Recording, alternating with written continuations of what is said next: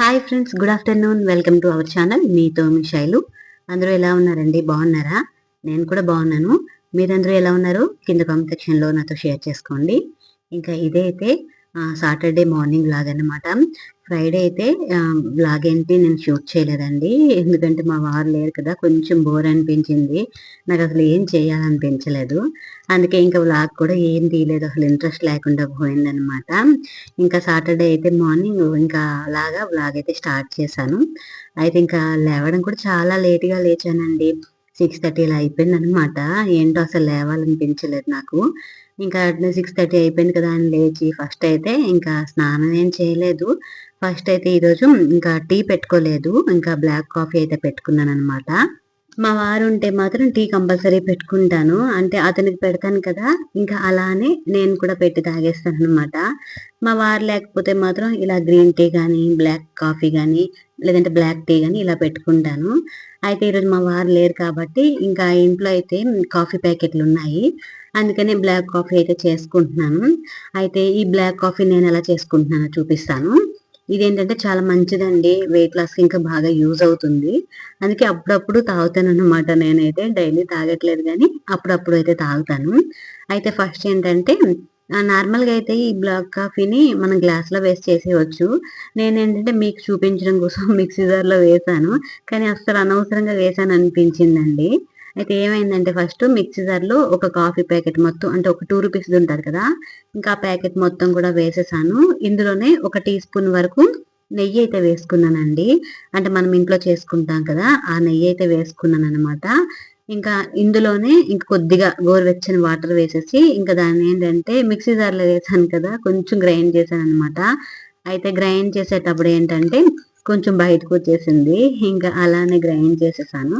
ఇంకా గ్రైండ్ చేసి దాన్నేంటంటే ఒక గ్లాస్‌లో వేసి కొద్దిగా నిమ్మరసం వేసి గ్లాస్ నిండుగా వాటర్ వేసేసి ఇంకా కలిపేసుకున్నామనుకోండి, మనకి బ్లాక్ కాఫీ అయితే రెడీ అయిపోతుందనమాట.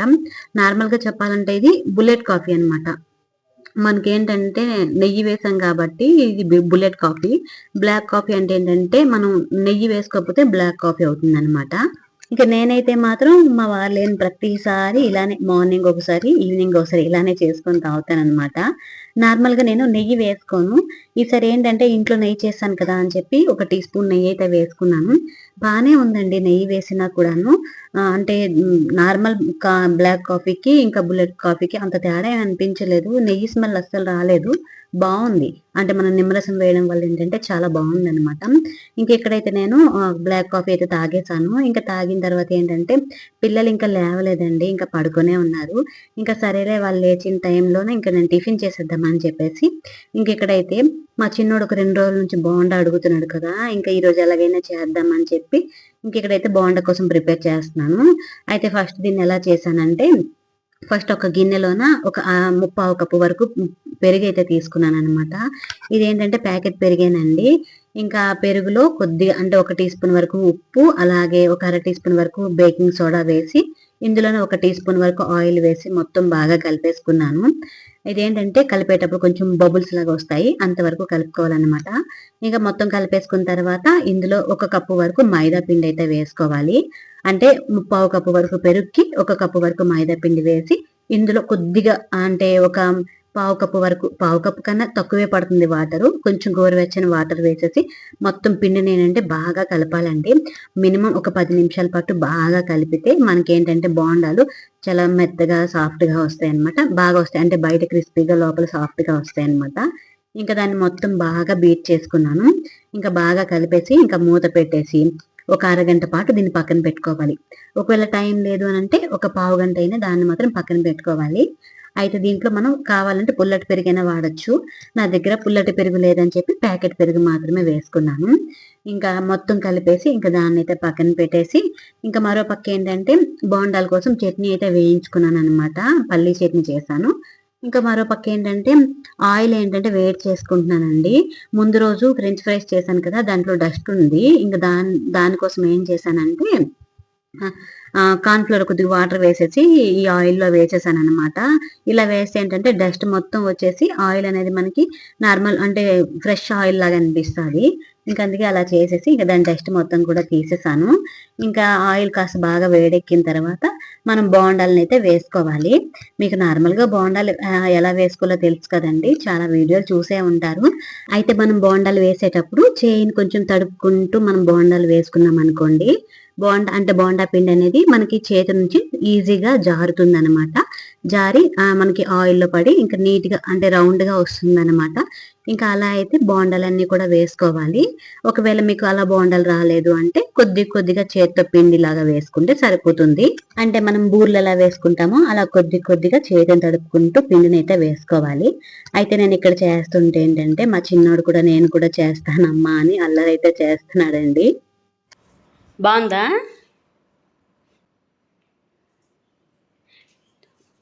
డైలీ ఇలాంటివి చేయడం అంటే కష్టం. అప్పుడప్పుడు అంటే పోనీ పర్లేదు కానీ.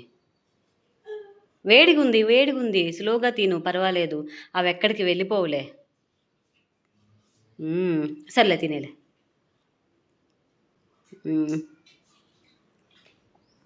సరే మరి ఇప్పుడు బట్టి అడగకూడదు బోండా. అడుగుతావా? కానీ ఇప్పుడు బట్టి చెయ్యనులే. థ్యాంక్ కూడా.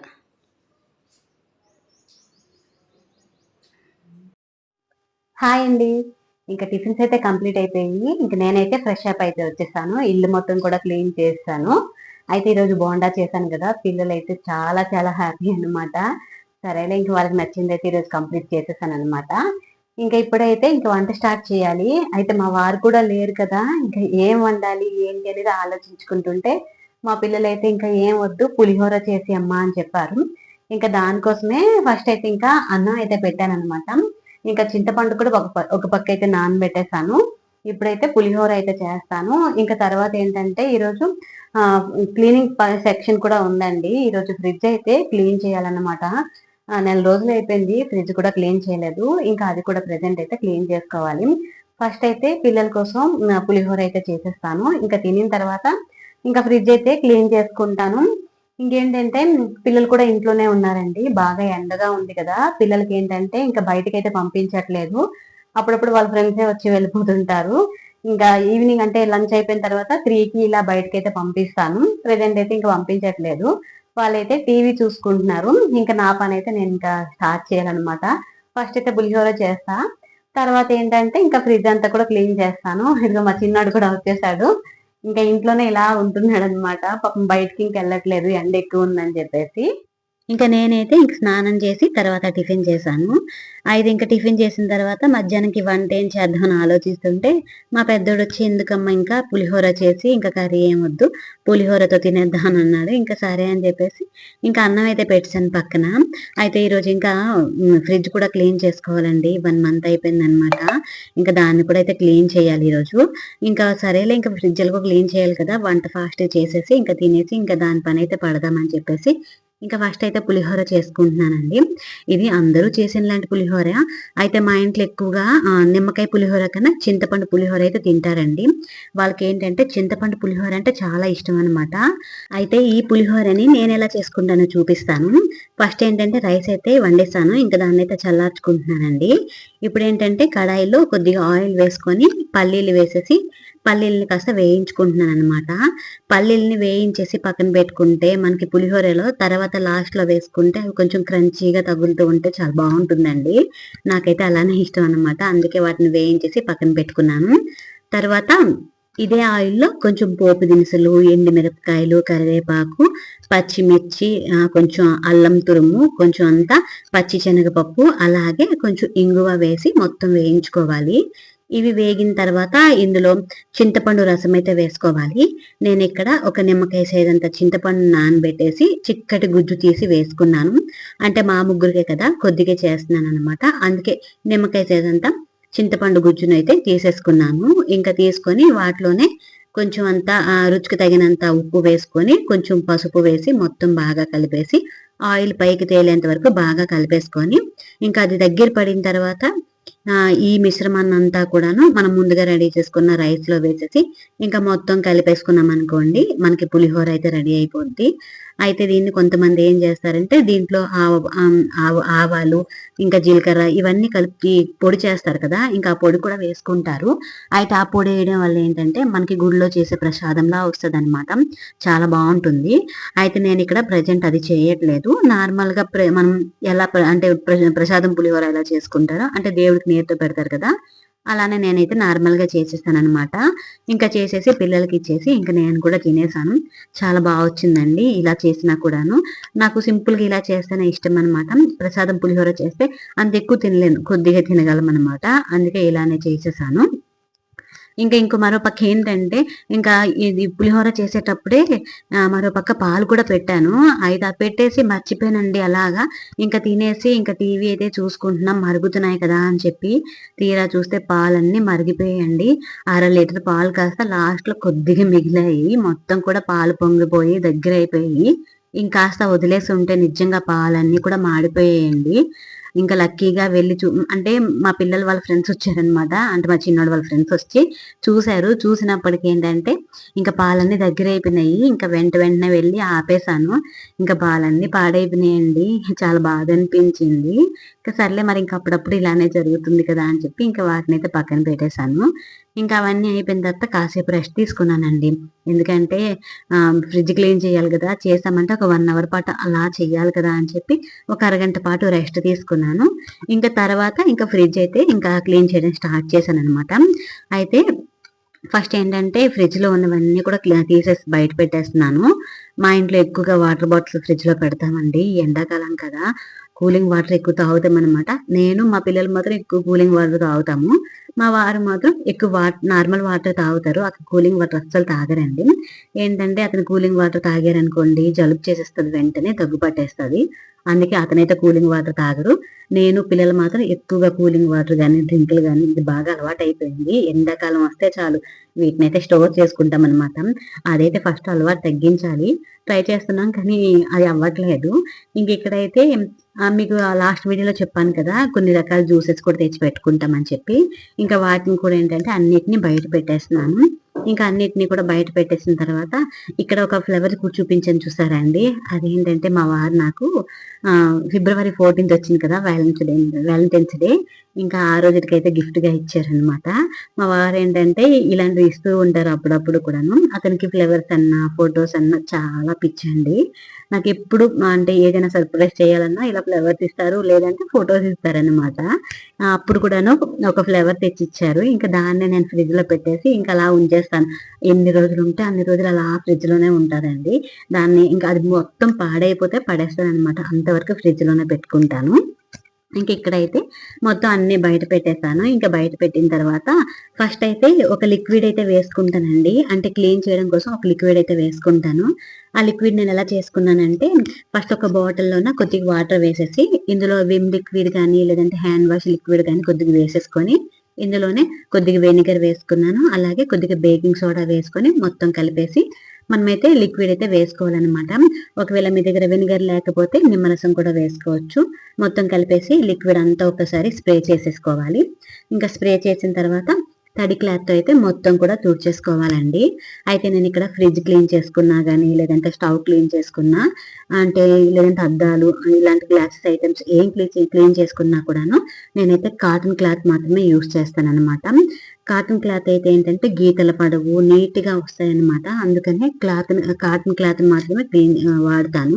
ఈ కాటన్ క్లాత్‌లు ఏంటంటే ఇవి మా అమ్మ చీరలండి. మా అమ్మవి పాత చీరలుంటే వచ్చిన ప్రతిసారి ఆ చీరలు పట్టనొస్తది. ఇంకా వాటిని కట్ చేసేసుకొని ఇంక నేను సైడ్‌కి పెట్టుకుంటాను. నాకెప్పుడు అవసరమైతే వాటితోనే మొత్తం అంటే వంటగది క్లీన్ చేయాలన్నా, స్టవ్ క్లీన్ చేయాలన్నా అన్నిటికి కూడా ఈ కాటన్ క్లాత్‌లే వాడతాను. సెపరేట్‌గా ఇంకేమీ వాడననమాట. వాటినే నేను ఇంకా జాగ్రత్తగా ఉంచుకుంటాను. అంటే ఎక్స్‌ట్రా ఉంచుకుంటానండి. ఒకటి పాడైపోతే ఇంకొకటి వాడుకుంటాననమాట. అలా చేసుకొని క్లాత్‌ని మాత్రం కొంచెం నీట్‌గానే ఉంచుకుంటాను ఎప్పటికప్పుడు క్లీన్ చేసుకొని. ఇక్కడైతే మొత్తం కూడా క్లీన్ చేసేసాను. అయితే నాకు ఇది క్లీన్ చేసేటప్పుడు ఒకటైతే గుర్తొచ్చిందండి. ఏంటంటే నాకు పెళ్ళైన కొత్తలో ఇలానే ఫ్రిడ్జ్ క్లీన్ చేయడం కోసం మా వారును, మా చెల్లి ఎంత ఇబ్బందులు పడ్డారో తెలుసా అండి. అది ఓపెన్ చేయడం రాదు. అంటే ఫ్రిడ్జ్‌లోనున్న ఇవి గ్లాస్ ఐటమ్స్ ఇవన్నీ ఉంటాయి కదా, అవి ఓపెన్ చేయడం రాదు, ఎలా పెట్టాలో తెలీదు, ఎలా క్లీన్ చేయాలో కూడా తెలీదు. నిజంగా చాలా ఇబ్బందులు పడ్డారు. అప్పుడు నేను ఏంటంటే ప్రెగ్నెన్సీ అనమాట, అందుకే నేనేం పని చేయలేదు. వాళ్ళిద్దరు మాత్రమే అన్ని పనులు చేసుకున్నారండి. నిజంగా ఆ రోజు చూసి చాలా నవ్వొచ్చింది. ఎలా చేస్తున్నారా ఏంటా అని. లాస్ట్‌కి అలాగా ఇంకా మొత్తం కూడా క్లీన్ చేశారనమాట. నాకు ఫ్రిడ్జ్ క్లీన్ చేసిన ప్రతిసారి ఇదని గుర్తొస్తుందనమాట. ఆ రోజు చాలా ఇబ్బందులు పడ్డారండి. ఇక్కడైతే మాత్రం కింద ఫ్రిడ్జ్ అంతా క్లీన్ చేస్తాను. అయితే పై ఫ్రిడ్జ్‌లో మాత్రం అంత డస్ట్ ఏమి ఉండదండి. ఎందుకంటే అందులో ఎక్కువ ఐటెమ్స్ ఏం పెట్టుకోను. మేగడలు పెడతాను. కొద్దిగా అంతా కొత్తిమీర, పుదీనా క్యూబ్స్ ఉంటాయి కదా, అవి పెట్టుకుంటాను. కొద్దిగా స్వీట్ కార్న్ పిక్కలు మాత్రమే పెడతాను. ఇంకా ఇందులో ఇంకేమీ పెట్టననమాట. అందుకని అంత డస్ట్ ఏం పట్టదు.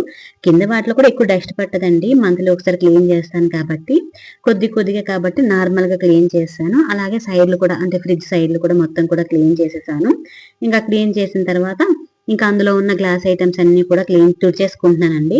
వీటన్నిటిని కూడాను మొత్తం క్లీన్ చేసేసి ఇంకా ఆరేసేసాననమాట.